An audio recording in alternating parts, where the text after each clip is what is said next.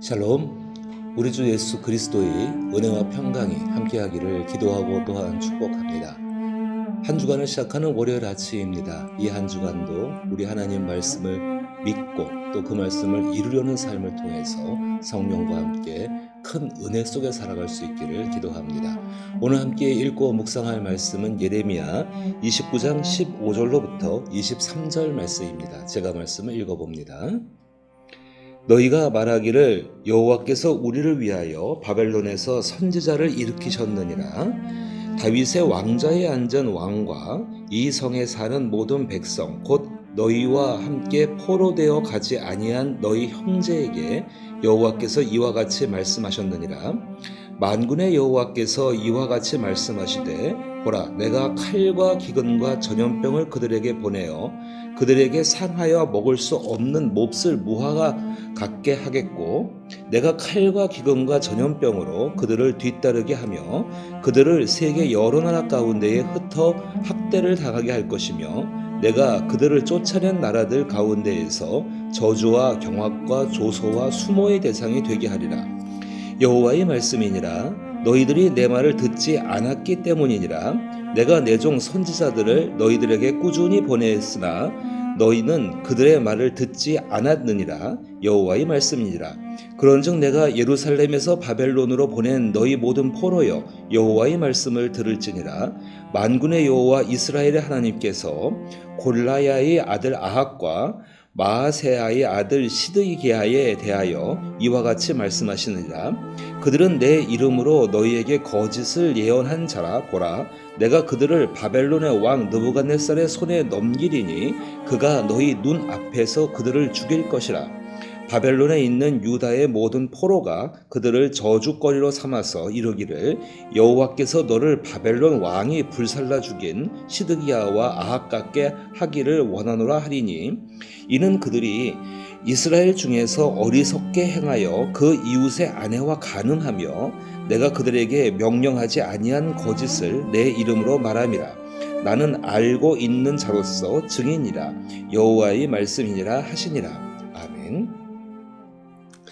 오늘 하나님께서는 포로로 잡혀간 이스라엘 백성들에게 예레미야를 통해서 편지를 쓰게 하심으로 말미암아 하나님의 분명한 뜻을 전달하고 계시는 것입니다. 상황은 이러했습니다. 그 당시에 예루살렘에서 바벨론으로 포로로 잡혀간 사람들, 그리고 또 예루살렘 성 안에 남아 있는 사람들은 그들이 가장 원하는 메시지, 하나님께서 이 모든 상황을 반전시킬 것이다 라고 말씀하는 메시지를 너무나 그들은 간절히 바랬고 듣기를 원했습니다.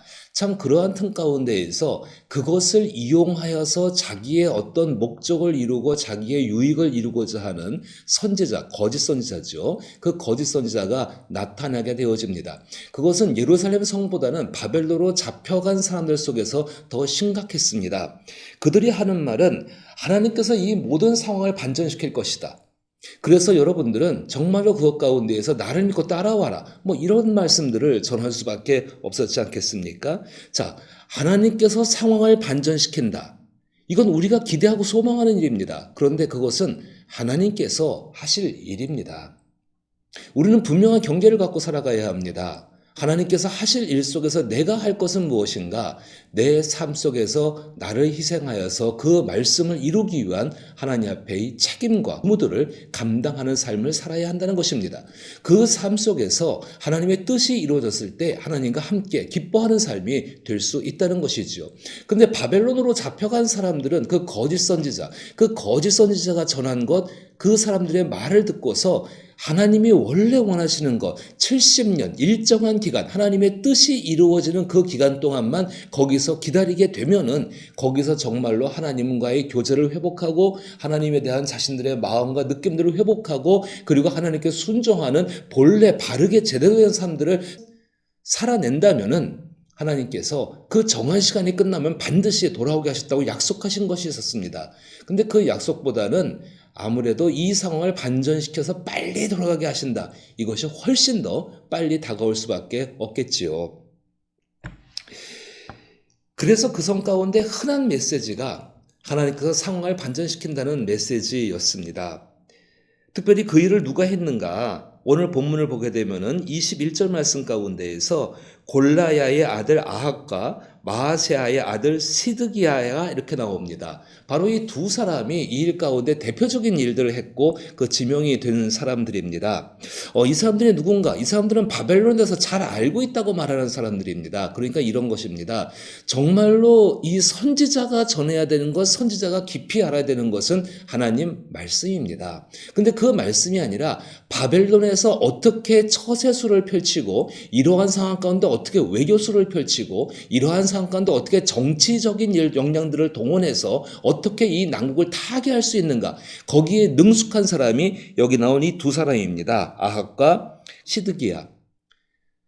이 두 사람으로 인해 가지고 백성들은 그 말 가운데 혹할 수밖에 없겠죠. 그리고 특별히 빨리 포로 생활을 마치고 돌아가기를 원하는 사람들, 독립운동을 펼치는 사람들, 반바벨론 정책을 펴는 사람들한테는 이 사람들이 인기를 받을 수밖에 없는 것이 당연한 현실 아니겠습니까?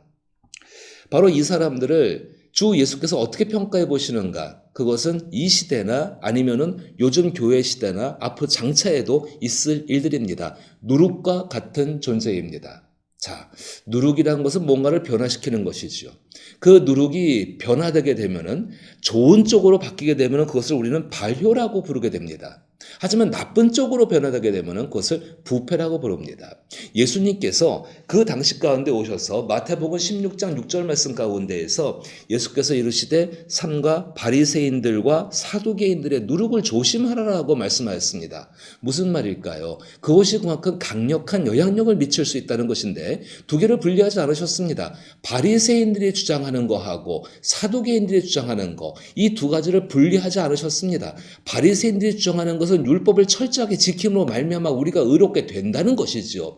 사두개인들은 부활이 없는 삶, 이제 그 미래는 없으니까는 현실 가운데에서, 정말 우리 현실 가운데에서 하나님의 뜻을 이루자, 뭐 그렇게 주장하는 사람들이 바로 부활이 없다고 주장하는 사람들이 사두개인이었죠. 이것이 왜 예수께서 주의하라고 말씀하셨는가? 전혀 하나님과 관계가 없기 때문에 그렇습니다. 하나님의 뜻과는 관계가 없기 때문에 그렇습니다. 자, 예레미야서도 말씀하고 있습니다. 하나님의 뜻, 자, 심판이라는 것, 고난이라는 것을 통하여서 하나님께서 하시고자 하는 하나님의 뜻은 회복입니다. 하나님께서 이것들을 회복시키실 때에 그냥 아무런 대가 없이 아무런 조건 없이 그냥 무작정 회복시켜 놓으시는 것이 아니라 그렇게 되면 변화가 되지를 못합니다. 하나님께서 그 변화를 위해서, 그 회복을 위해서 적절한 어떤 조치를 취하시고 그 조치가 심판이고 재앙일 수 있습니다. 그런데 그 심판과 재앙이 누구의 손 안에서 이루어지는가가 참 중요합니다. 누구의 손 안에서 이루어집니까? 하나님의 손 안에서 이루어지게 된다는 것입니다. 그 말씀은 다시 말해서 하나님의 선하신 인격 가운데에서 더 나은 목표를 위해서 지금 그 고난과 어려움을 주고 계신다는 것입니다. 바로 이것입니다. 하나님의 말씀이 우리 가운데 우리의 변화를 일으킵니다. 그 가운데는 하나님의 분명한 뜻이 있고 그 말씀을 이뤄가시는 하나님의 의지와 그 능력이 우리 가운데 있기 때문에 그렇습니다. 자, 하나님의 뜻이 무엇입니까? 당장 우리 가운데는 힘겨워 보이고 어려워 보이는 시험이나 고난이 있다 할지라도 그것으로 끝나는 것이 아니라 그 이후에 하나님이 장차 예비해 놓으신 은혜가 있고 그것으로 말미암아 더 나은 것을 가질 수 있는, 회복될 수 있는 은총들을 누릴 기회를 하나님이 만드시고 그것 가운데 함께 하셔서 이들이 그것을 성취하게 하는 것, 바로 그것이 하나님의 뜻입니다. 바리새인들과 사두개인들, 이 두 사람은 하나님의 뜻과는 관계없었습니다. 그리스도 예수가 가르치신 하나님의 뜻은 무엇입니까? 회개하라. 그 다음에 너희가 어떤 삶을 살지를 너희 스스로 결정하라. 그 삶 가운데 하나님이 도우실 것이다. 그런데 그 결정 가운데에서 나 그리스도 예수를 바라보면서 나처럼 살아오라고 말씀하시는 것입니다. 하나님 나라가 임했습니다. 그 하나님 나라의 완전한 모습, 이제 우리가 정말로 부족함이 없이 완전함을 누릴 때까지는 그 가운데에서 많은 연단을 통하여서 그리스도 예수의 성품이 나의 인격이 되어지고 그리스도 예수가 하신 일들이 나의 사명과 나의 비전이 되어지고 그리스도 예수가 살아가신 삶의 방법이 나의 방법이 될 때 이미 나는 천국 안에서 자라가고 있는 하나님 나라 안에서 하나님과 영원히 살아가는 구원받은 백성으로서 부활의 삶으로서 살아가고 있다는 것입니다. 그 삶은 우리 마음 안에서 시작됐지만은 영원히 우리의 삶 가운데에 실제적인 모습으로 이루어지게 될 것입니다. 그런데 바리새인들의 가르침과 사두개인들의 가르침은 완전히 그것과는 관계가 없는 것이지요. 똑같았습니다. 15절 말씀 보니까 너희가 말하기를 여호와께서 우리를 위하여 바벨론에서 선지자를 일으키셨느니라. 다윗의 왕좌에 앉은 왕과 이 성에 사는 모든 백성 곧 너희와 함께 포로되어 가지 아니한 너희 형제에게 여호와께서 이와 같이 말씀하시느니라. 하나님께서는 이 모습을 바라보시면서 그들의 모습이 어떻게 될 것인가 정확한 얘기를 하십니다. 그것이 17절과 18절인데 고난을 받는다는 것입니다. 그것도 극심한 고난을 받습니다. 그 극심한 고난으로 끝나는 것이 아니라 그 고난 이후에 회복을 준비하신 그 하나님의 은혜를 누리기 위해서 그 고난을 받게 하신다는 것이 하나님의 분명한 뜻입니다. 그리고 이제 이어서 그것이 아니라고 주장하는 거짓 그 선지자, 그것이 아니라고 말하는 그 누룩과 같은 존재에 대해서 너희가 어떻게 분별할 수 있는지를 하나님이 말씀을 하십니다. 이미 주 예수가 말씀하신 것처럼 열매를 보아 알 수 있다라는 그 말씀처럼 하나님이 이렇게 말씀하십니다. 21절에서 그들에 대해서 이야기하십니다. 만군의 여호와 이스라엘 하나님께서 골리앗의 아들 아합과 마사의 아들 시드기야에 대하여 이와 같이 말씀하시니라.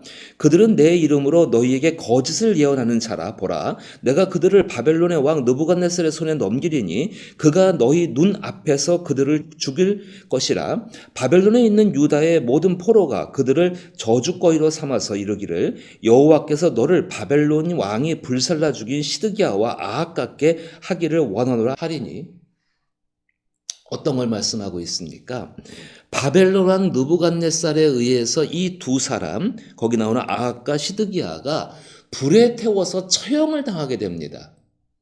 그럼 하나님 말씀을 전했기 때문에 불에 태워서 처형을 당했냐? 순교했냐? 그것이 아닙니다. 그 밑에 23절 말씀 보니까는 이는 그들이 이스라엘 중에서 어리석게 행하여 그 이웃의 아내와 간음하며 내가 그들에게 명령하지 아니한 거짓을 내 이름으로 말함이니라. 그들의 생활이 문란했습니다. 성적으로 문란했고, 그리고 이웃의 아내를 간음한다. 이웃의 아내면은 예루살렘에 있었든지 아니면 바벨론에 와 있든지 간에 이웃의 아내를 자기의 침실로 끌어다 가지고 풍기를 문란하게 했습니다. 거기다 하나님 말씀이라고 그렇게 주장하면서 바벨론의 입장에서 볼 때는 완전히 사람들을 혹세무민해서 바벨론의 정책에 반대하는 반역자를 만든 것이 바로 이 사람들입니다. 하나님 말씀을 전했기 때문에 순교를 당한 것이 아니라 이들은 그 땅 가운데에서 그 나라의 실정법을 어겼기 때문에 이들은 처형을 당하게 되는 것입니다. 만약에 하나님 말씀, 하나님께서 이 고난 이후에 회복시킨다는 걸 믿지 못하고 그저 여전히 독립이라든지 자기의 뜻만을 주장하고 있다고 한다면 그들은 정면으로 바벨론의 법을 어기게 될 것이고 그 법을 어기는 것 때문에 이들은 이렇게 이 두 사람처럼 죽임을 당할 수밖에 없게 된다는 것입니다. 이런 측면에서 우리 성도들이 세상을 살아가면서 세상의 실정법에 대해서 굉장히 철저하게 지키셔야 합니다. 그 실정법을 무시하고 하나님의 사람이라고 말하는 것은 거짓입니다. 잘못된 것은 잘못됐다고 인정할 수 있어야 되고 또 그 잘못된 것을 고칠 수 있는 기회를 만들고 그 잘못을 고치려고 하는 사람들을 품고 있을 수 있는 것이 교회입니다. 그런데 교회가 정작 그 실정법에 대해서 무지하거나 아니면 어리석어서 아니면 알면서도 고의로 어기고 있다면 잘못하고 있다면 그건 하나님 앞에 이런 결과를 받을 수밖에 없는 것입니다. 그 일들이 너무나 많이 현 시대 가운데 목사 가운데 교회 가운데 있지 않습니까? 우리의 교회라도 거기서 벗어나야 합니다. 사소한 문제가 아닙니다. 정말로 사소한 뭔가를 잘못하고 실수하고 하는 그런 문제가 아니라 여기 나온 대로 나라에 대해서 반역을 일으킨다든지 아니면은 여기 나온 대로 이웃의 아내를 가늠하는 것을 뭐 자기의 어떤 그 좋아서 하는 그것처럼 여긴다면 이거는 분명히 하나님 앞에 창망 같습니다. 하나님께서는 그 아합과 시드기야에 대해서 나는 알고 있는 자로서 증인이니라라고 말씀하십니다. 하나님이 지켜보고 계신다는 것이지요. 오늘 우리가 세상을 살아가면서 반전시키시는 하나님의 능력을 믿습니다. 그 능력 가운데 하나님 말씀을 따라서 우리의 삶 가운데 성실하고 인내로서 살아가는 가운데 하나님은 그 일을 이룰 것입니다. 하나님은 분명히 우리가 받는 현실의 어려운 것 이후에 여기를 그리스도 예수의 은혜 가운데 그의 말씀 가운데 잘 통과해내게 되면 그 다음에 더 나은 것을 주께서는 예비해 놓으신 분이십니다. 하지만 그 일 가운데에 자기의 주장과 자기의 생각과 자기의 판단을 가지고 따라간다면 여기 나오는 아합처럼 시드기야처럼 될 수밖에 없습니다. 그것은 하나님이 굳이 관여하지 않으셔도 세상이 그렇게 만듭니다. 어떤 삶을 선택해서 우리의 삶을 살아가시겠습니까? 그리고 우리의 자녀들에게 무엇을 가르치시겠습니까? 여기 하나님의 뜻을 깨달아 고난과 연단 뒤에 하나님의 놀라운 것을 이루시는 그 복된 회복과 역사가 있음을 믿으며 가르치고 행할 수 있는 저와 여러분 될 수 있기를 나사렛 예수의 이름으로 축복합니다.